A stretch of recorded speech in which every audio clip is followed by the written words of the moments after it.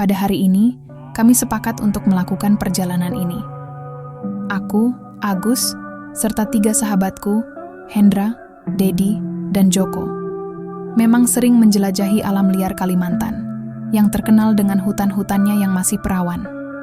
Namun, ekspedisi kali ini terasa berbeda. Di balik semangat kami menaklukkan berbagai rintangan, ada rasa penasaran yang semakin kuat, mendorong kami menuju sebuah tujuan yang konon penuh misteri dan bahaya.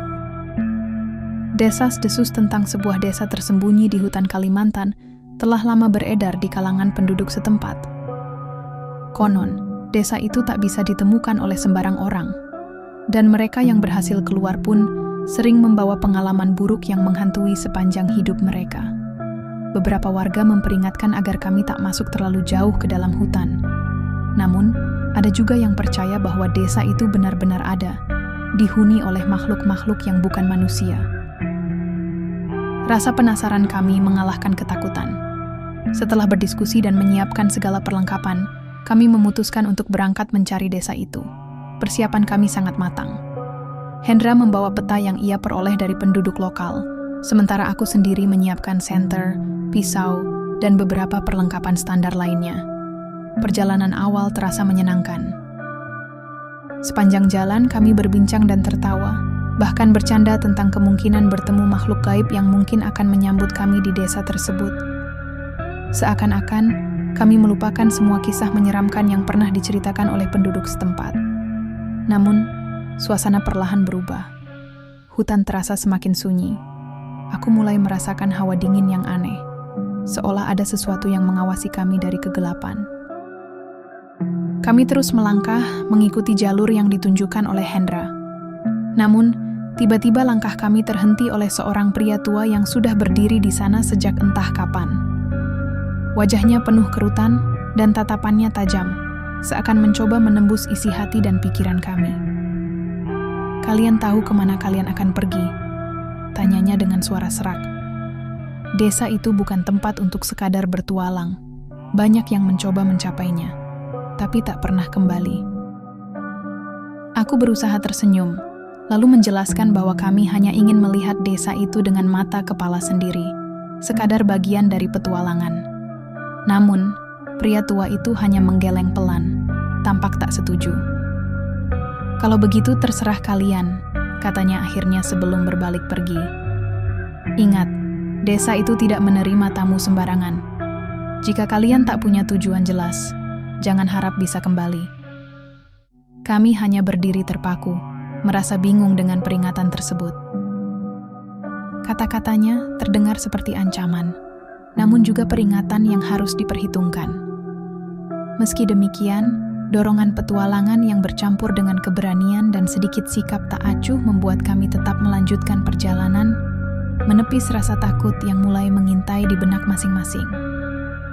Malam semakin mendekat, dan kami mulai menyadari ada yang tidak beres dengan arah yang kami tempuh. Hendra tampak ragu, berusaha mencocokkan peta dengan kondisi sekitar. Namun, ada sesuatu yang aneh.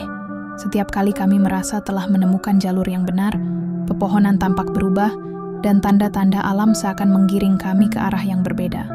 "Kalian merasa ada yang aneh di sini?" tanya Joko. Matanya yang biasanya penuh semangat kini terlihat gelisah saat mengamati sekeliling. "Pasti cuma perasaanmu saja," sahut Dedi, meski nada suaranya terdengar kurang yakin. Tiba-tiba, aroma anyir yang menyengat menguar di udara, membuat kami spontan berhenti dan saling berpandangan. Kami melihat ke segala arah, namun tak menemukan sumber bau itu. Seolah-olah bau tersebut muncul begitu saja, di tengah hutan yang seharusnya hanya dipenuhi pepohonan dan tanaman liar. "Ayo, cepat lanjut.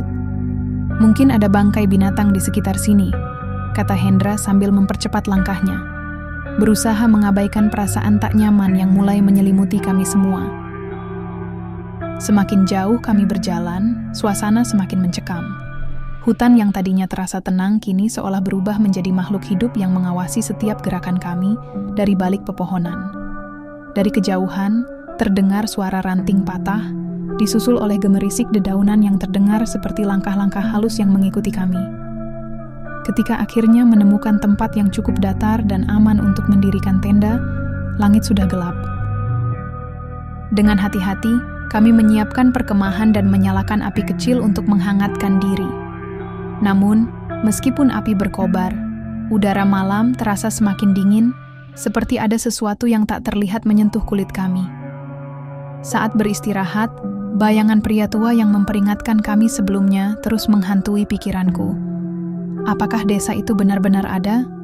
Dan jika iya, apakah kami benar-benar akan menemukannya? Aku mencoba menepis kegelisahan itu dan meyakinkan diriku bahwa semuanya akan baik-baik saja. Tapi jauh di dalam hati, aku sadar bahwa kami telah melangkah terlalu jauh. Di malam pertama itu, sebelum benar-benar terlelap, aku mendengar sesuatu yang membuat tubuhku menegang. Sebuah bisikan samar menyebut namaku, pelan, namun jelas. Aku langsung membuka mata, menoleh ke sekeliling, tetapi semua temanku telah tertidur lelap. Aku berusaha kembali memejamkan mata, namun perasaan itu tidak hilang.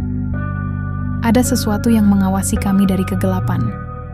Saat matahari akhirnya muncul dari balik pepohonan tinggi di hutan Kalimantan, kami bersiap untuk melanjutkan perjalanan. Namun, rasa lega karena pagi telah datang tak bertahan lama. Pikiran tentang bisikan yang kudengar semalam masih menghantui benakku. Meskipun teman-temanku tampak biasa saja, aku bisa merasakan ketegangan di antara kami. Seolah masing-masing dari kami mengalami sesuatu yang tak ingin diungkapkan.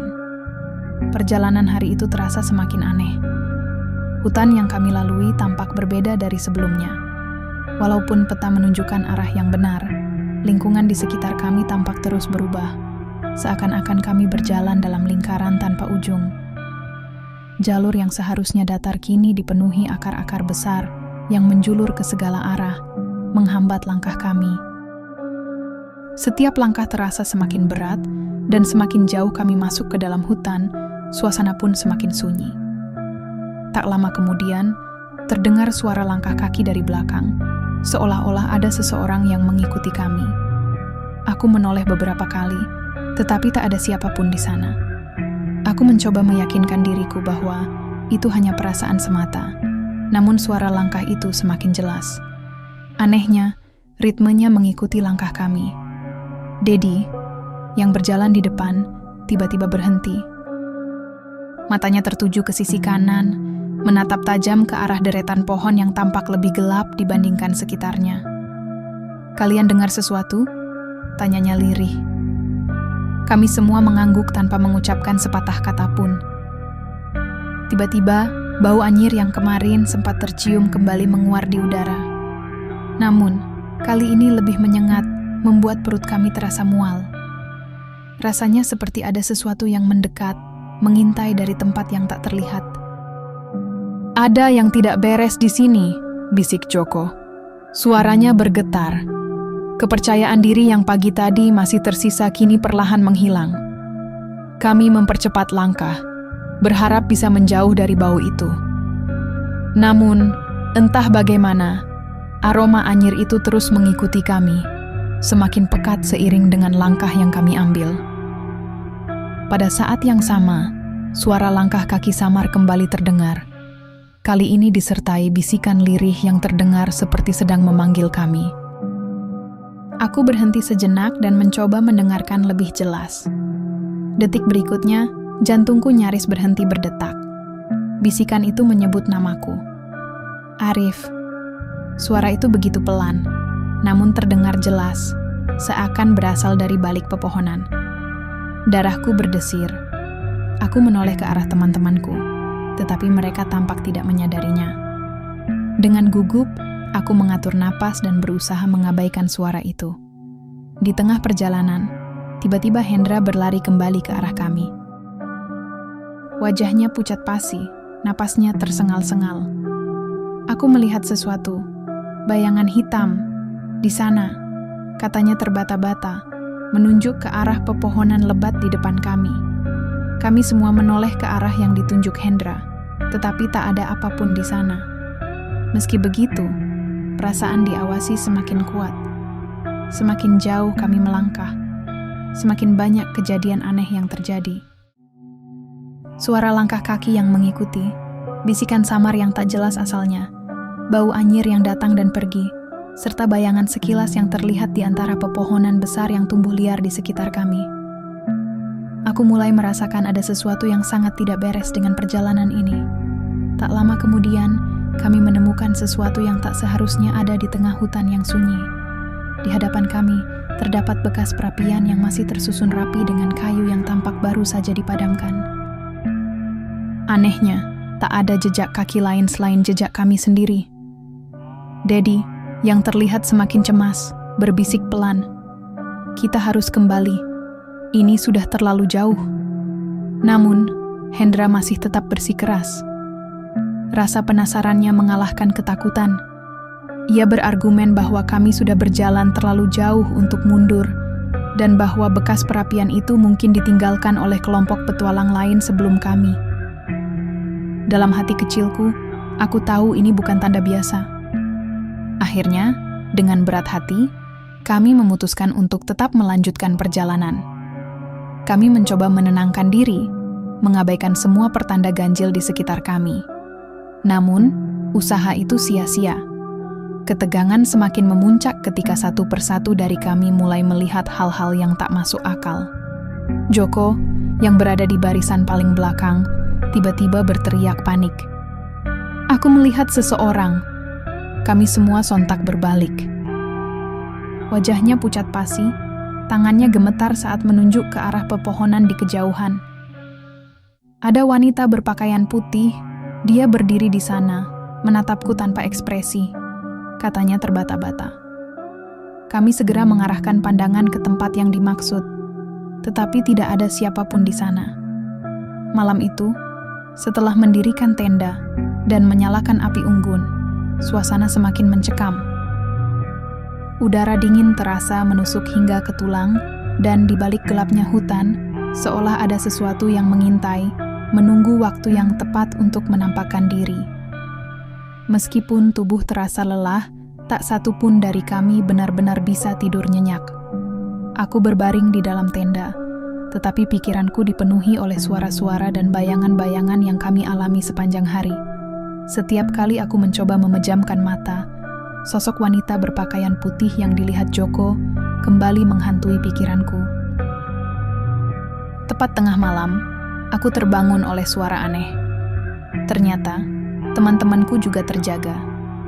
Kami saling berpandangan dalam gelap, bertanya-tanya apakah semua ini hanyalah mimpi buruk. Tiba-tiba, dari luar tenda, terdengar bisikan samar. Suaranya seperti percakapan, tetapi kami tak bisa menangkap apa yang dikatakan. "Kalian dengar itu?" bisik Daddy dengan wajah tegang. Kami semua mengangguk tanpa suara. Dengan hati-hati, Hendra membuka resleting tenda dan mengintip keluar. Di kejauhan, di antara pepohonan, kami melihat sesuatu yang membuat darah kami membeku. Bayangan hitam menyerupai manusia berdiri berbaris dalam kegelapan. Mereka bergerak pelan, seperti sedang melakukan ritual yang tak kami pahami. Tubuh mereka tak tampak jelas, hanya siluet samar yang sesekali tersinari cahaya bulan redup. Agus mencoba meyakinkanku bahwa itu hanya permainan bayangan pepohonan, atau mungkin imajinasi kami yang berlebihan. Namun, aku tahu apa yang kulihat. Sosok-sosok itu ada, dan mereka sedang memperhatikan kami. Kami berusaha untuk tetap berbaring, berpura-pura tidur, meskipun tak ada satupun dari kami yang benar-benar bisa memejamkan mata. Dalam keheningan malam, hanya satu pertanyaan yang terus terlintas di benakku. Apakah kami sudah melangkah terlalu jauh? Keesokan paginya, dengan tubuh lelah dan mental yang semakin tertekan, kami melanjutkan perjalanan. Namun, semakin jauh kami berjalan, semakin kuat perasaan aneh yang menghantui kami. Meskipun kompas menunjukkan arah yang benar, kami merasa semakin tersesat. Hutan yang kami lalui semakin sunyi, seakan-akan alam di sekitar kami membisu, menyimpan sesuatu yang tak ingin kami ketahui. Setelah berjam-jam berjalan tanpa arah yang pasti, tiba-tiba di kejauhan kami melihat tanda-tanda kehidupan. Sebuah desa tersembunyi di balik lebatnya pepohonan. Rumah-rumah kayu sederhana berdiri berjajar rapi di tengah hutan yang sunyi. Jantung kami berdegup kencang. Apakah ini desa misterius yang selama ini hanya menjadi cerita? Rasanya sulit dipercaya ada pemukiman di tempat terpencil seperti ini. Dengan langkah hati-hati, kami berjalan mendekat, berusaha untuk tidak menimbulkan kesalahpahaman. Namun, saat kami melewati batas desa, beberapa penduduk muncul dari balik rumah mereka dan menyambut kami dengan ramah. Senyum mereka hangat, tapi ada sesuatu yang terasa janggal. Pakaian mereka lusuh, kulit mereka pucat nyaris keabu-abuan. Wajah mereka terlihat kosong, seolah menatap kami tanpa benar-benar melihat. Sambutan mereka terasa tulus, tetapi mata mereka tak memancarkan kebahagiaan atau emosi apapun. Seorang wanita tua dengan rambut panjang beruban melangkah mendekat. Suaranya lembut, tetapi terdengar serak saat ia menyapa. "Selamat datang para petualang. Kami sudah menunggu kalian." Pernyataan itu membuat bulu kuduk kami berdiri. "Menunggu kami," gumam Hendra, nyaris tak percaya. Desa ini selalu menyambut tamu yang datang, tetapi hanya mereka yang cukup berani, jawab wanita tua itu dengan senyum misterius. Tanpa banyak bertanya, ia menawarkan tempat untuk beristirahat di rumahnya. Dengan perasaan campur aduk, kami menerima tawaran itu, berharap bisa mengistirahatkan tubuh dan menenangkan pikiran. Di dalam rumahnya, suasana terasa begitu sunyi. Dinding kayu dipenuhi hiasan-hiasan aneh dan patung-patung kecil dari tanah liat. Benda-benda itu tampak usang, tetapi terawat dengan baik. Saat kami mencoba beristirahat, seorang wanita desa menghampiri dan menawarkan makanan. Kami menyantap makanan itu meskipun rasanya terasa asing di lidah. Namun, rasa lapar membuat kami mengabaikan keanehannya. Tak lama setelah makan, perasaan tidak nyaman mulai menyelimuti. Rasanya seolah ada sesuatu yang memperhatikan setiap gerakan kami, meski kami tidak tahu dari mana asalnya. Saat sore menjelang, kami mulai menyadari sesuatu yang lebih mengerikan. Joko, yang duduk di dekat jendela, tiba-tiba berbisik dengan nada cemas. "Lihat bayangan mereka," katanya sambil menunjuk keluar, di mana beberapa penduduk desa sedang berkumpul di depan rumah.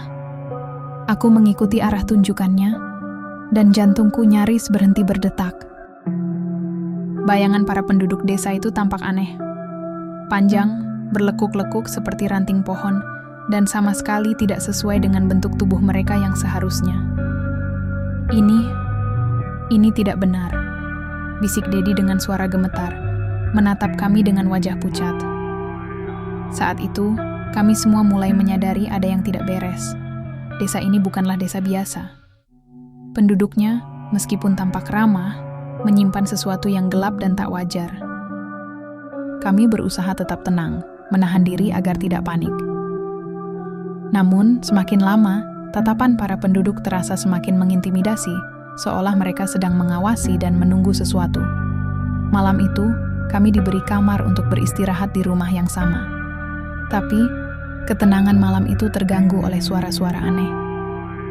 Tepat tengah malam, aku mendengar langkah kaki di luar jendela kamar, disertai bisikan samar yang mengelilingi rumah. Kata-kata mereka terdengar seperti bahasa yang asing, namun ada sesuatu dalam suaranya yang membuat bulu kuduku berdiri.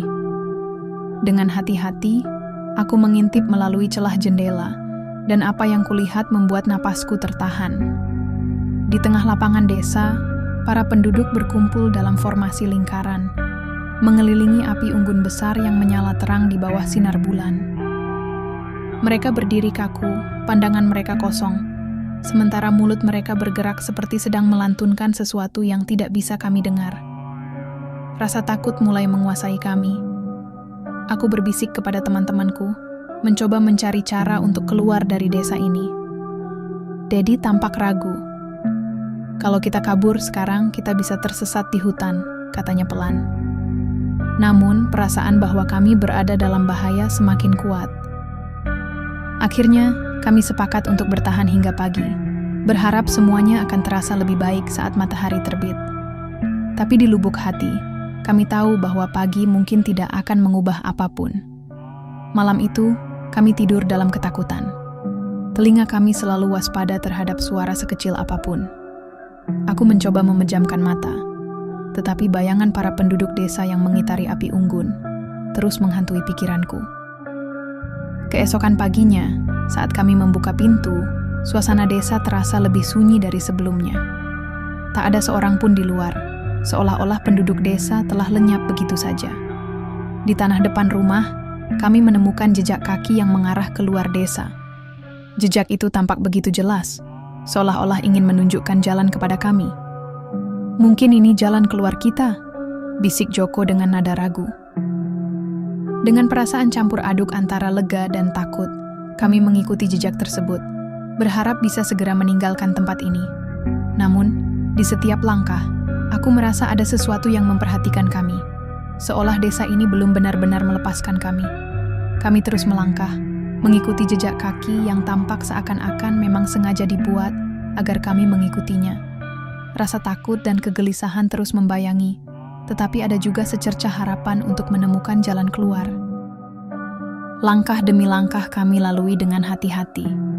Namun, saat matahari mulai tenggelam, kabut tebal mulai turun, menyelimuti jalan setapak di depan kami. Kabut ini bukan kabut biasa. Kabut ini begitu pekat, membuat pandangan kami terbatas hanya beberapa meter ke depan. Jejak kaki yang kami ikuti semakin samar hingga akhirnya menghilang di tengah kabut. Rasa putus asa mulai menyelimuti kami. Dedi, yang biasanya selalu tenang, mulai panik dan berbisik dengan suara gemetar. "Apa kita sudah tersesat lagi?" Tiba-tiba, suara gemuruh tabuhan gendang terdengar dari kejauhan, menggema di tengah kesunyian hutan. Dentuman itu memecah keheningan dengan irama yang aneh dan menggetarkan hati kami. Suara itu terdengar seperti berasal dari dalam desa, seolah memanggil kami untuk kembali. Hendra menelan ludah, wajahnya tampak pucat. "Apa mereka sedang melakukan ritual?" gumamnya pelan. Aku menatap teman-temanku yang mulai gemetar ketakutan. Meskipun takut, rasa penasaran mendorong kami untuk mencari tahu apa yang sebenarnya terjadi di desa itu pada malam hari. Dengan langkah hati-hati, kami kembali menuju desa, mengikuti suara gendang yang terus berdentum di antara pepohonan. Setibanya di desa, suasana di sana sudah berbeda dari siang tadi. Para penduduk yang sebelumnya tampak ramah kini berkumpul di tengah lapangan desa dalam formasi lingkaran. Mereka berdiri kaku, tubuh mereka bergerak secara serempak mengikuti irama gendang yang terus bertalu. Kami menahan napas, berusaha tidak menimbulkan suara sekecil apapun. Namun, tiba-tiba, salah satu dari mereka membuka mata dan menatap lurus ke arah kami. Tatapan matanya kosong, tetapi memancarkan aura mengancam yang membuat bulu kuduk kami berdiri. Dalam hitungan detik, seluruh penduduk desa membuka mata mereka dan serempak menoleh ke arah kami, seolah telah menyadari kehadiran kami sejak tadi. Dengan suara bergetar, Hendra berbisik, "Kita harus pergi sekarang juga." Kami segera berbalik untuk melarikan diri, tetapi suara yang lebih mengerikan tiba-tiba menggema dari belakang kami.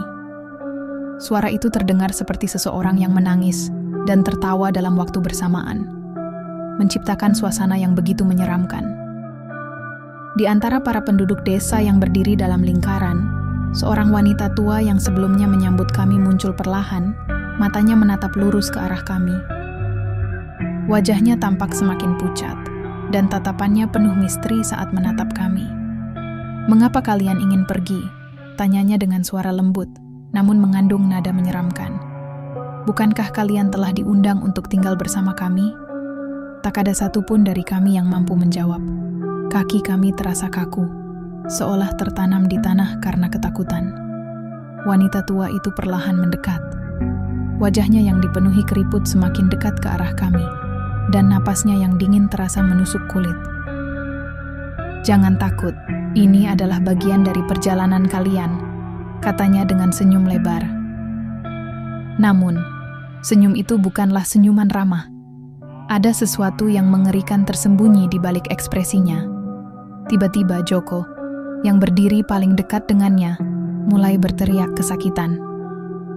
Kami terkejut melihat tubuhnya mengejang. Wajahnya semakin pucat, seakan ada sesuatu yang merasuk ke dalam dirinya.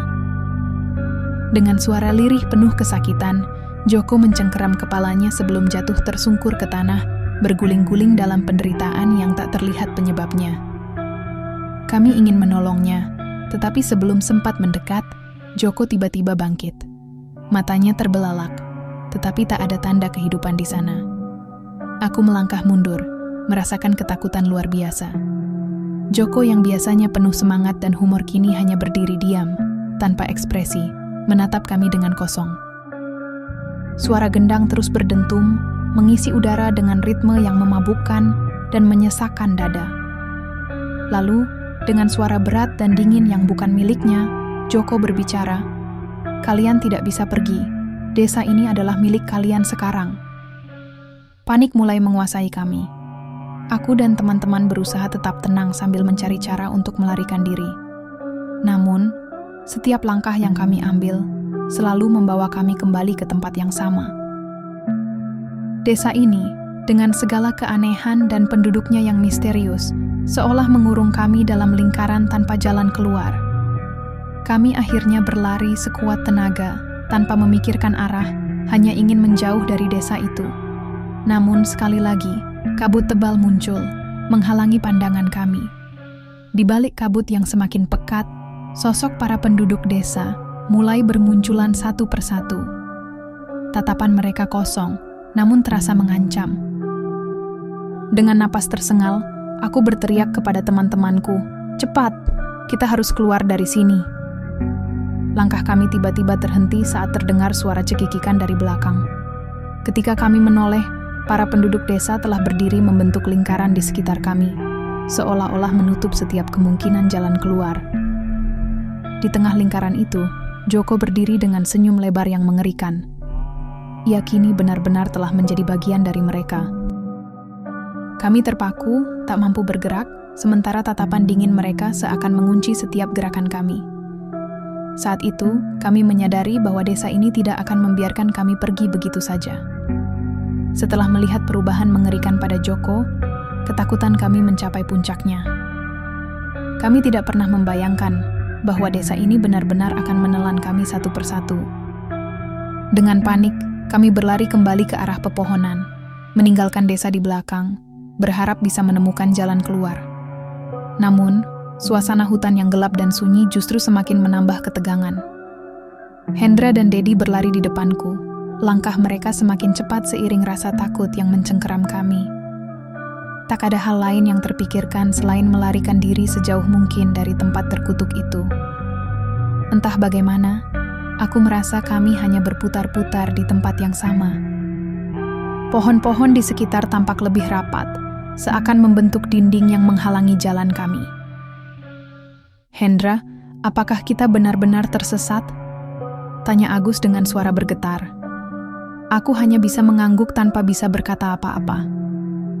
Setiap kali ingin menjawab, suaraku tercekat oleh rasa takut yang semakin mencekam. Tiba-tiba, suara gemerisik dari belakang membuat kami semua terhenti seketika. Kami saling berpandangan, ketakutan tergambar jelas di wajah kami masing-masing. "Hendra, kau dengar itu?" bisik Dedi, matanya meneliti kegelapan di antara pepohonan.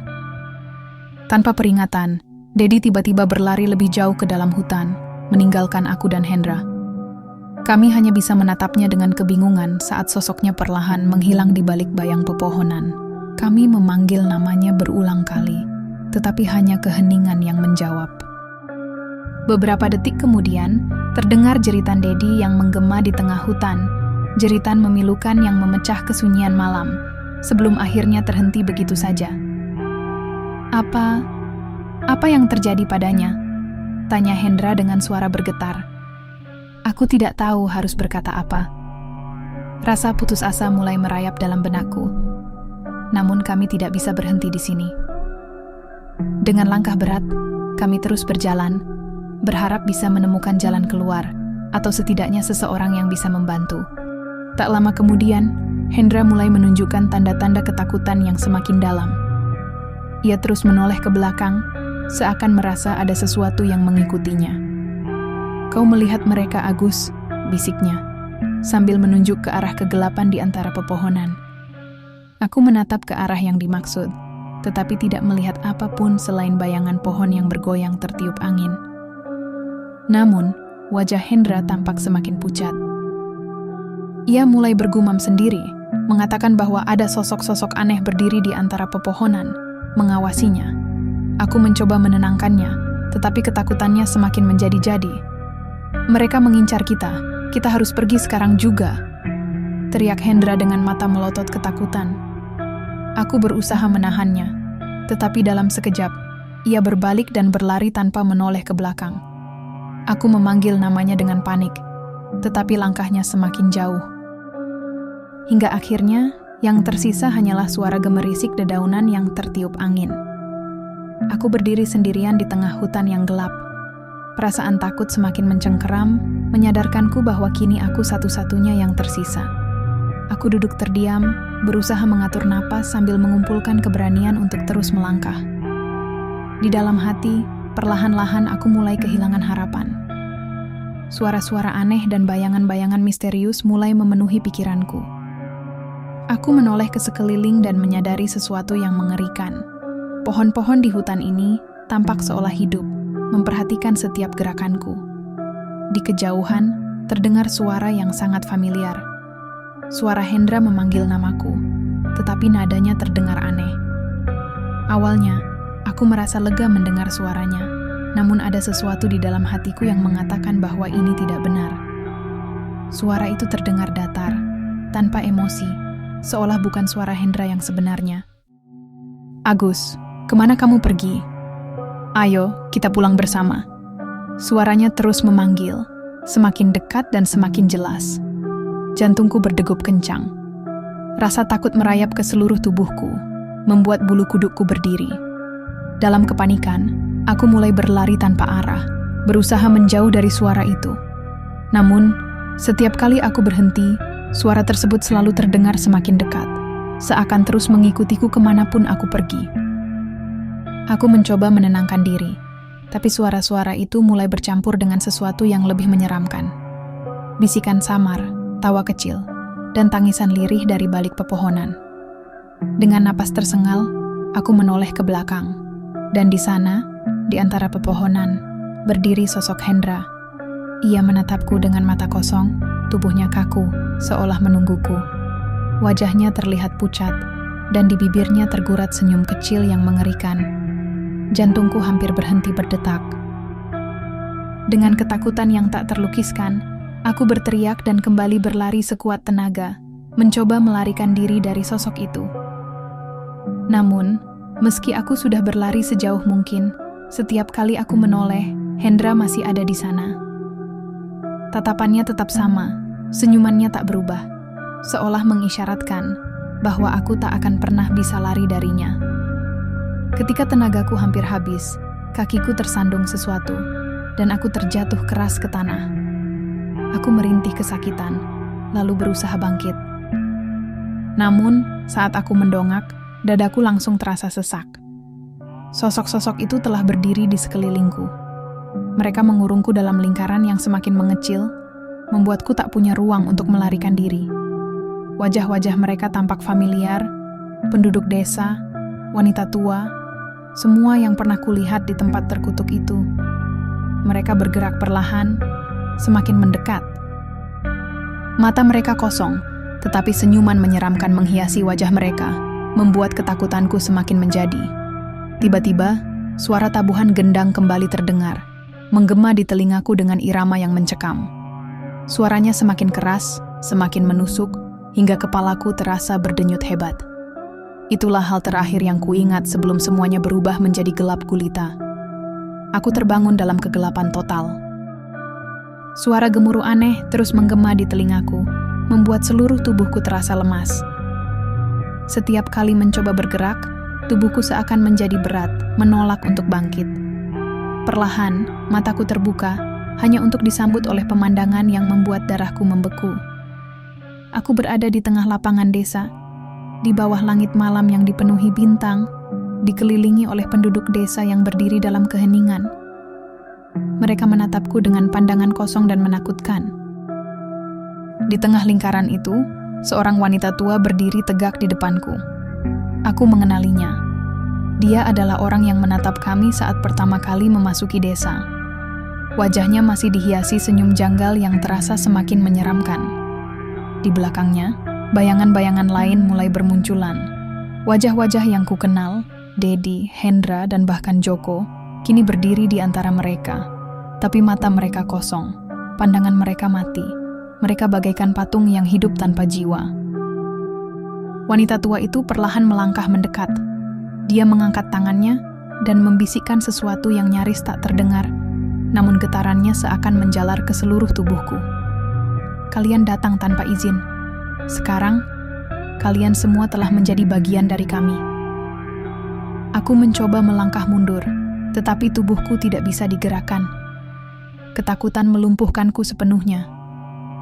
Aku merasa seperti seorang tahanan dalam mimpi buruk yang tak berujung. Wanita itu kemudian menunjuk ke arah pepohonan di belakangku. Aku menoleh dan melihat jalan keluar yang pernah kami lalui sebelumnya. Jalan itu tampak begitu dekat, namun setiap kali aku mencoba melangkah ke arahnya, aku selalu kembali ke tempat semula, di tengah lapangan, dikelilingi oleh mereka. Aku ingin berteriak, memohon agar dilepaskan, tetapi yang keluar dari mulutku hanyalah bisikan lemah yang tak berarti. Para penduduk desa terus menatapku dengan mata hampa. Saat itu, aku mulai memahami satu hal yang mengerikan. Desa ini hidup. Aku bukan tamu di sini. Aku adalah orang asing yang telah melanggar batas-batas tempat terkutuk ini. Seiring malam yang semakin larut, suara tabuhan gendang kembali menggema. Penduduk desa mulai bergerak perlahan, mengikuti irama yang monoton namun mencekam. Gerakan mereka begitu selaras, begitu menyeramkan, seolah-olah mereka adalah satu kesatuan yang hidup dalam kehampaan tanpa akhir. Pada akhirnya, aku hanya bisa berdiri di sana, terjebak di tengah desa yang seakan tidak memiliki batas.